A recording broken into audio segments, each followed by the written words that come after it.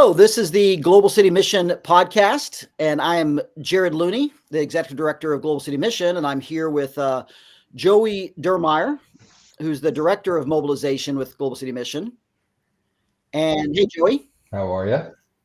And we're also here with Ken Groff, and Ken is a retired pastor, but he was also, before that, the Ken, help me get the title right. You were the It's a long title, Minister of Spiritual Development. Minister of Spiritual Development. I was going to say formation, so I'm glad I asked. Minister of Spiritual Development. Okay, yeah. Very cool. At Legacy Christian Church in Lakeland, Florida. And Joey is also, as well as being the Director of Mobilization with Global City Mission, a part-time senior pastor in the Atlanta area, really kind of out towards Athens and that part of the city, the metro area. Is that right, Joey? Did I get my geography right? Great. Yep. And so, so we're going to talk today a little bit about the church and evangelism.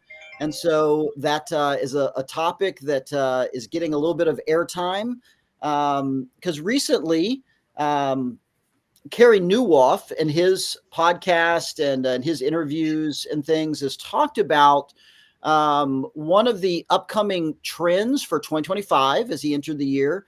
A statement he made was that evangelism in the church is on life support. I like putting American, as in the American church, in parentheses there, because that's really what he's talking about. That's really not true about the global church. But as we talk about the American church, the evangelism of the church is on life support. That's in quotes. How accurate does that quote seem to you guys?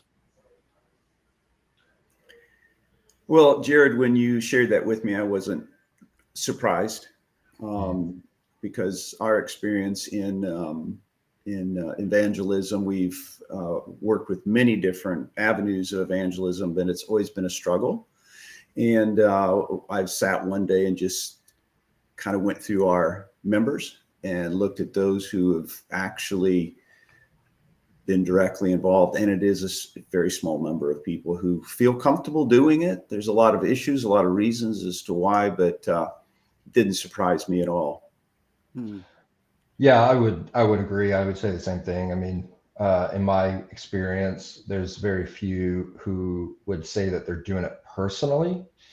I do think that one of the questions that kind of will get raised is what exactly are we talking about when we talk about evangelism? Because some churches and some people would probably be like, well, I invite my people to church, my friends to church all the time, right? And they would say, so I feel like we're doing it. And I think that's part of the nuance and part of the questions that have to get answered, like what actually is evangelism, and therefore, what are we actually doing it? Yeah, I was doing a evangelism training for a church in Houston a while back, and do a break in the middle of the workshop, and one of the people came up to me and they said, "I noticed that you aren't talking about inviting people to church."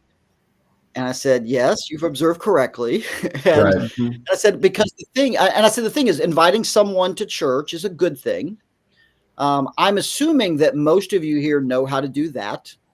And the reason why we're not just talking about that is that for a lot of people, inviting people to church is the only evangelism they know.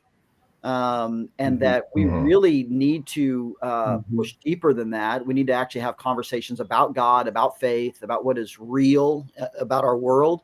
And those are the conversations we need to learn to have. If you can have those, I'm assuming inviting a church will take care of itself. Yeah. I noticed it in one of the statistics that you shared. I think it said something about 1% of the pastors are that the pastors felt like 1% of their people were actually involved in evangelism. But one of the things that they said was with non-church goers. And that was a big factor for us because what we see in the city that I live in is a lot of people who just move around from church to church, and people will see that as evangelism. Oh, we're growing. Well, we've gained 10 new people from the church down the street. Yeah. And that isn't the kind of evangelism that we were interested in. We wanted to reach people who Right. didn't know Christ, people who were not involved in a church, and that's why we started taking a different route and a different approach to what we were doing. Yeah, the statistic that you just cited there, it's worded slightly differently. Kerry Newolf highlighted, it's not from him, but it's one he's highlighted in his podcast that really kind of brought it to our attention. And that was that only 1% of pastors felt that that their church was very effective at reaching non-church goers. Now that statistic, I believe, dropped from 13% in 2015. So just in about a decade, it went from 13%, which was already not very high, to 1%.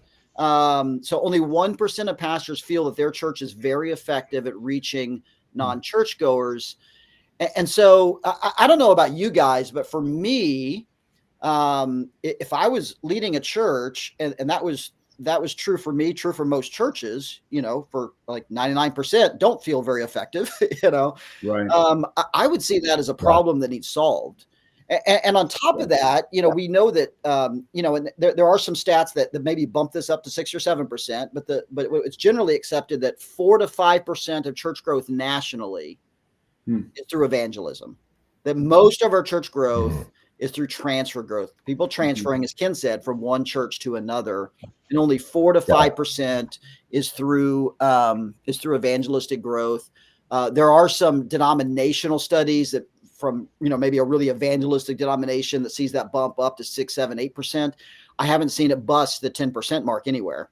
And so again, this seems like it's really a problem to solve, and if we're not addressing it as church leaders, man, I don't know what we're doing, guys, because this feels like something that really needs addressed. Now, Joey, I know both you guys, we've done, Global City Missions actually done some evangelism training at your churches. Joey, you've seen some people really grow in their evangelistic outreach. I mean, they're starting gospel conversations.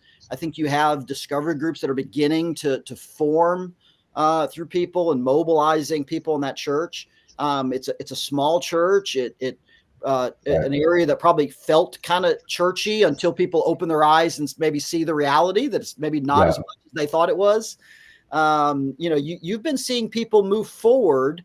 What do you think has made the difference? What's really helped people start to dive into faith conversations?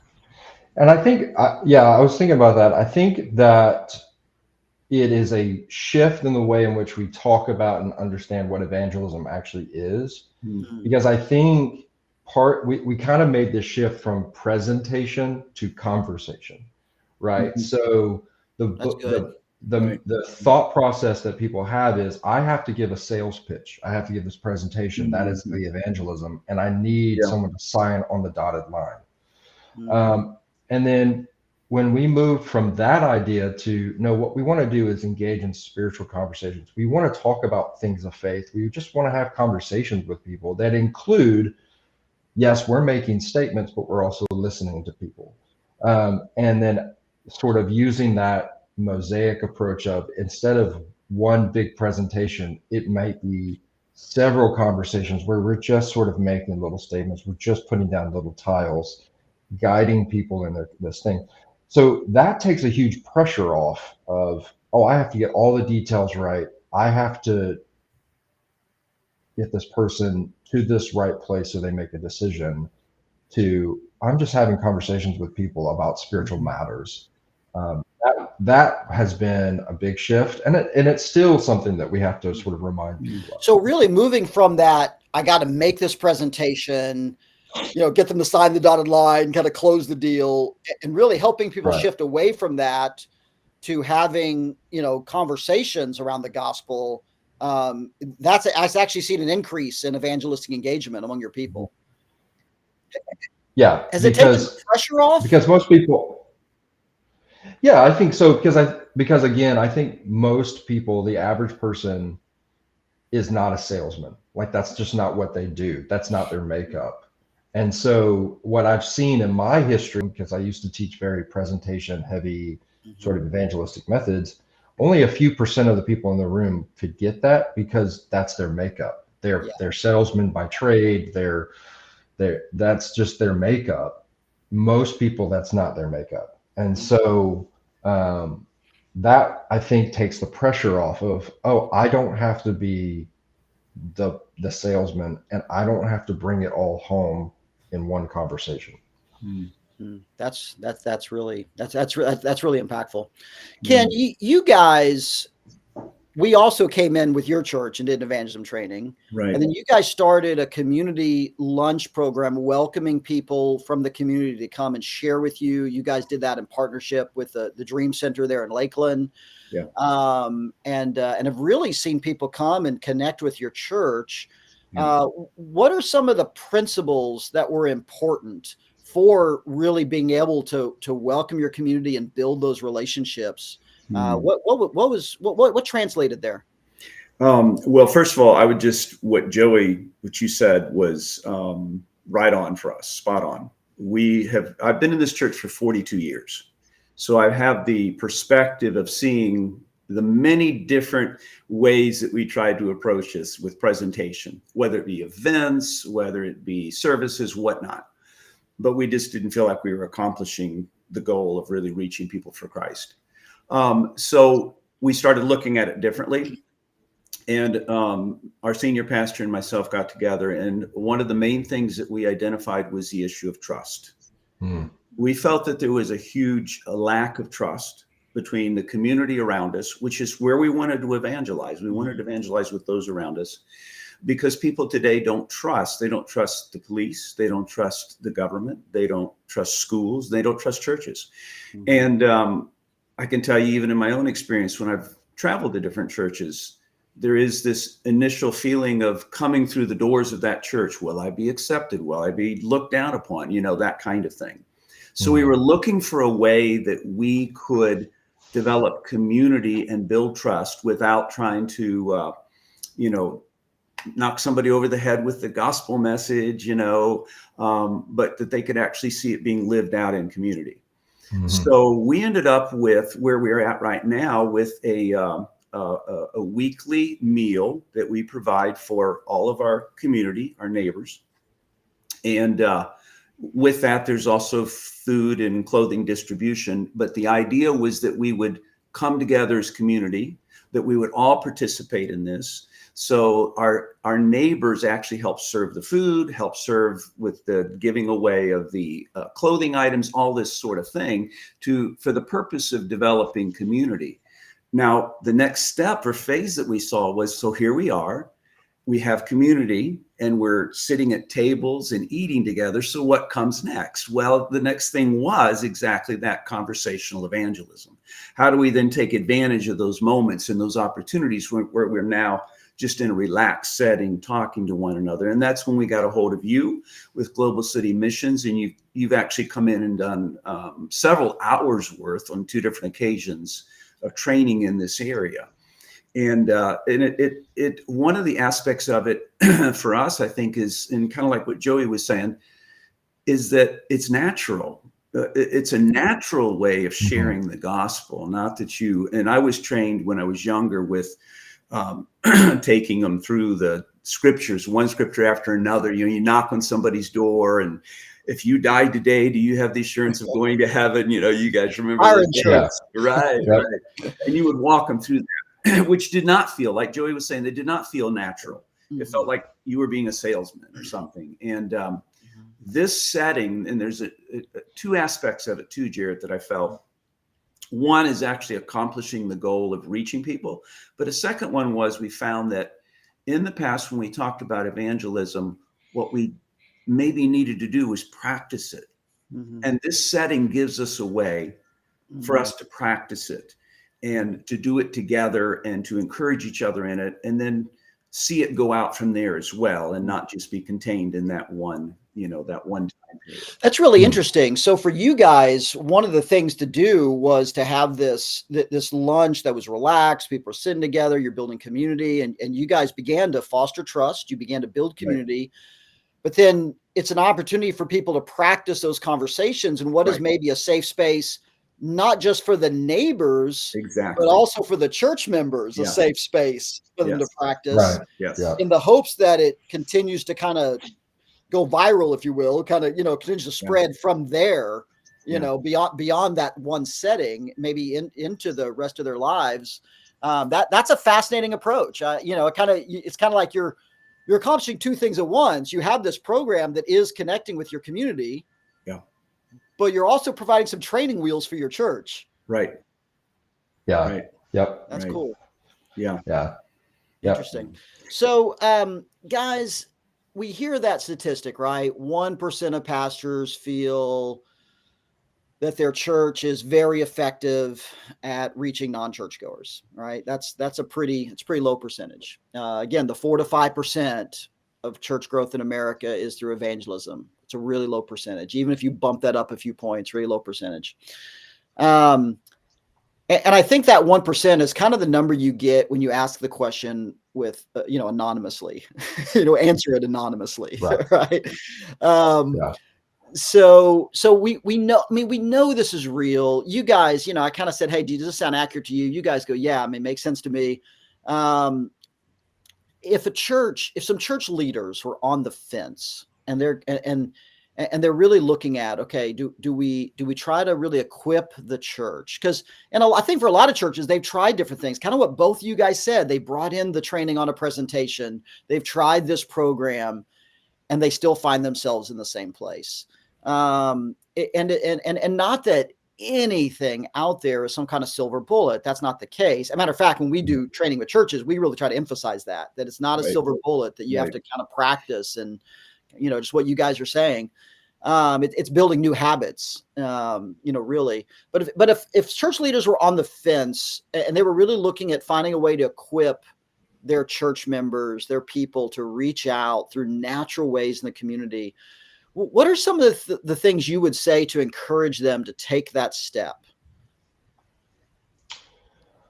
Yeah, I mean, I think for me, and Ken, you probably have had this experience where you have said things over and over again to your people, and then someone else outside says it, and they think it's the greatest thing ever, and you're like, "Yep, that's fantastic." So sometimes a fresh voice, right? You just need a fresh voice. You need someone to come in and say something, that, sure, you've been thinking or feeling for a while, but that fresh voice just resonates with people in a different way than hearing from you. So think about it from that perspective. I want to bring a fresh choice. I want a fresh voice into this conversation. I would also say that, part of it starts with us in leadership and us thinking about our own evangelistic activity. And do I need some work in that area? Because I think it starts from the top and sort of filters out. And I would probably surmise that some of these churches where evangelism isn't happening, I would probably surmise that probably because the pastor's not participating himself in some meaningful way. Maybe he thinks he is because he's giving the sermon every week, but what relationships is he intentionally engaging in outside of the church that with these non-believers? And so maybe it's a situation where I, as the leader, need to think about and reflect on my own evangelistic activity. And if I need some help with it, then maybe the rest of my church needs some help with it too. And I'm willing to let that outside voice come in and speak. Yeah, that's good. That's really good. That was one of the things that when we began this journey, we needed to have leadership buy-in. And not just buy-in in the sense that we think this is good, but I'm willing to participate and be a part of this. And it's my heart's desire in doing this. So that's been a big factor. But I would also say for us, I'm not sure how long ago was, Jared, that we had you come and speak. Do you remember how long ago it was? I know we've had a couple of different sessions. Yeah, I've been there a couple of times. About a year, maybe, not quite a year. It's probably been at least a year. It was in the spring, so it's a matter of whether, and we're recording this here in March, so it's a matter of whether it was 1 or 2 years ago. Well, what I was going to say as an encouragement is you want to know, are there results? And I was I'm getting ready to speak at a men's conference this weekend, and we had done some research and some things. And so in the last year, we have had, from our evangelistic approach, we've had 42 individuals who have come in to our church body. Several of them have turned their lives over to the Lord, been baptized into Christ. Not all of them. And we're a church of about 260. And then at our porch situation, we run about close to 100 people every Wednesday. Of the 100 people, 2/3 of them are from our neighborhood. So it's not like it's 80% us and 20% of our neighbors. It's predominantly from our neighborhood. There's about 30 or so of us who are there working from the church, but it's predominantly from the neighborhood. So we've seen good results, and not only good results, but the comments we get constantly are, I feel the love of Christ. And it has to do with the way we've approached it. It's that change in approach, I think, that they're seeing. One quick example, we had a fellow who had come to the porch. We call it the porch. That's our Wednesday meal. And right up front, he says, I'm an atheist. Is it okay for me to be here? We're like, well, sure. After a few weeks, he said, I'm a cook. That's what I do professionally. Would it be okay if I helped cook the meals? And we're like, sure. And he came on board. And at that point, he said to me, I'll help with the meals, but you'll never see me in the church building. Well, he was already in the church building. He meant worship, right? And that was a part of what we wanted, is people to be comfortable coming into the building itself. But today, he's there every Sunday. Now, he hasn't turned his life over to the Lord, but he's there. He comes to the men's group. And a part of what he says is, I have never felt the love that I feel and the acceptance that I feel, while at the same time, he continues to hear the gospel message, and he sees that the challenge that comes from individuals. This concept of conversational evangelism, it happens in the kitchen with him as they're talking about things. It happens that way with many other people. So I would say that as an encouragement. We have seen very good results from this, of the Lord working in people's lives. Yeah, I do think, Ken, watching your church, it's important to note that that's not just us coming in and doing the training, but it's you guys taking the skills, the concepts, the principles, and you guys really working those out and applying them in your church, and finding the ways that to mobilize people in your church in your specific context. And that, I think, that plus getting equipped has really made a difference. Man, 42, I think the last time someone on staff there was sharing with me, they said around 30 people. So it keeps growing. So, it is. 42, that's fantastic. That's amazing. And when you think about that 4 to 5% number, I mean, if I'm doing my math right, that's somewhere around 15 to 20% that you guys are something like that, it's pretty high percentage. I'm not good at math, but it's more than 4 to 5, so that's exciting.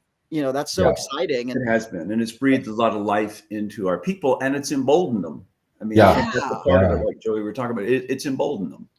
That's the thing, right? I think that can be so easily missed. That what does it do to the existing church people to see their church start to actually have an impact in their city and their community? It has to kind of light something in at least some of them, once again. Joey, are you seeing that where you are? Yeah. I think there is this weird thing that when you see other people doing it, you go, oh, okay, maybe I can do this. And so, that it just sort of lights an overall fire in their heart and their life. And that's exciting to watch. As much as exciting to watch new people coming to faith in Jesus as it is to see people who've been existing sort of just in the pew starting to really get on for Jesus. That's also encouraging. Right. That is encouraging. That's really cool. I hadn't even thought about that part of it. I mean, I thought about that part of it before, but I hadn't really thought about that part of it coming into this conversation today. And that's really impactful, encouraging. Yeah. That's really cool. And I think as leaders too, and as pastors, we just real quick, I'll say that like it makes us feel like, okay, I'm doing something impactful too, because we get so busy. And so it's nice to feel like some of the work we're doing is actually starting to have impact. And that inspires you because it makes you want to talk to more. Absolutely.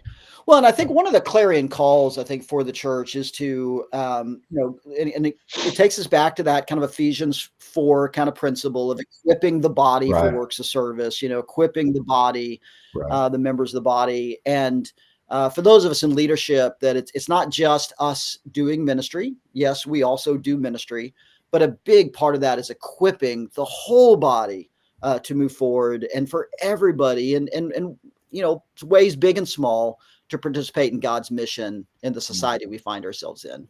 Yeah, absolutely. Yeah, absolutely. So this has been the Global City Mission Podcast. Thank you, Joey, and thank you, Ken, for hanging out a little bit and chatting. And if you're interested in equipping in conversational evangelism, feel free to reach out at globalcitymission.org. We'd love to talk.